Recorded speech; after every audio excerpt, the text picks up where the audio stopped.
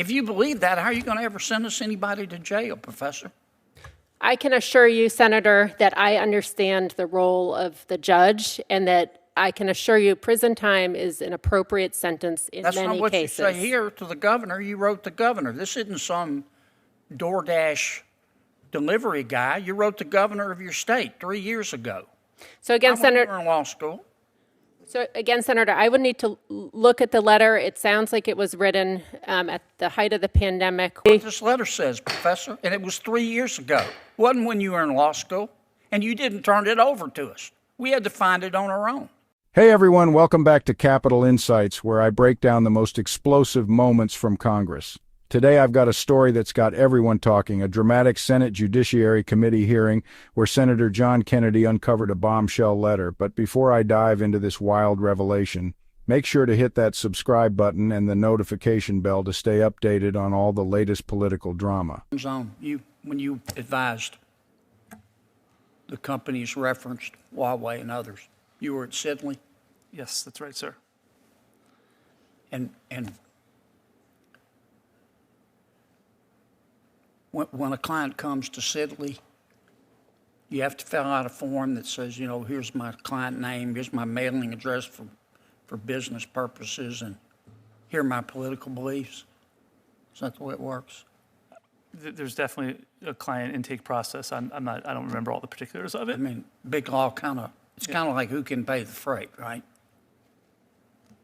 That's an aspect of the intake process, I'm sure. I understand. Professor, I'm looking at a letter dated March 16, 2020. It's a letter to Governor Lamont in Connecticut. The title of it is Urgent Action Needed to Protect Individuals in Connecticut's Prisons and Jails from Coronavirus 19 Pandemic. Did you sign that letter? So I don't recall sitting here today, Senator. Here's your signature. Here it is back here. Why didn't you turn this over to us when you were asked to submit documents? So, Senator, I made every effort to search for everything that I had ever signed. That's not a letter I remember, but I will certainly take a look at that. And well, we found it just with a search on the internet. So I apologize, Senator. I apologize. In your letter to the governor, here's what you say. As they stand, prisons and jails are detrimental to public health and human rights and disproportionately harm marginalized communities, including Black, Brown, Indigenous, and other communities of color, immigrants, people with mental illness, people with disabilities, people in the LGBTQ plus community, people who use drugs, people engaged in sex work and street economies, and people experiencing houselessness and poverty. So if you believe that about our prisons, how are you going to ever sentence somebody to prison? So, Senator, I will need to take a look at that letter, and I apologize that that's not something I found to hand to this committee. You're not denying you said that.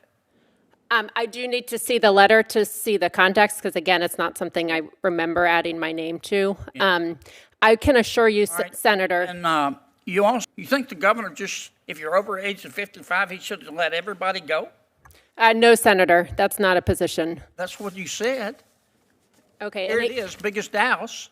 Again, Senator, I will look at that letter. I can assure you that. Find it on Google, Professor.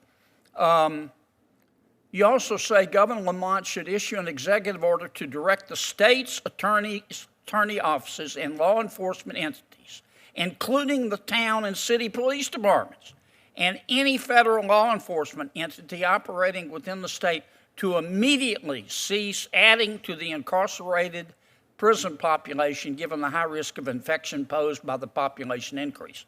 You asked the governors to tell every law enforcement official in the state to stop arresting people and putting them in jail, didn't you? So again, Senator, I have to look at that letter. I do think there were modifications that the governors were making around the country to respond to the pandemic. You also had an opinion in your letter about, can I have another 30 seconds, Mr. You had an opinion in your letter about immigration.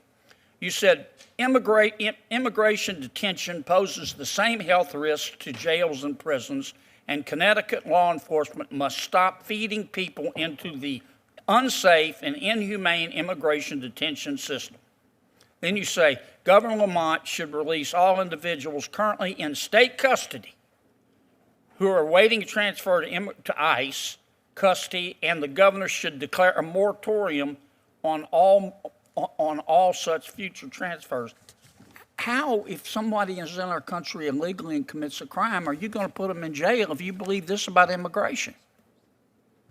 Senator, I can assure you, were I so fortunate to be confirmed, I would treat crimes seriously. That's not what this letter says, Professor, and it was 3 years ago. It wasn't when you were in law school, and you didn't turn it over to us. We had to find it on our own. The tension in that hearing room was so thick you could cut it with a knife. In the end, the committee chair had to step in, requesting Professor Russell to provide a written response about the letter. Even pointed out that the Trump administration had released inmates during COVID-19. Talk about a plot twist. If you found this breakdown interesting, don't forget to smash that subscribe button on Capitol Insights and hit the notification bell. Let me know in the comments what you think about this hearing. Was Kennedy too harsh, or was he asking the right questions? See you in the next video.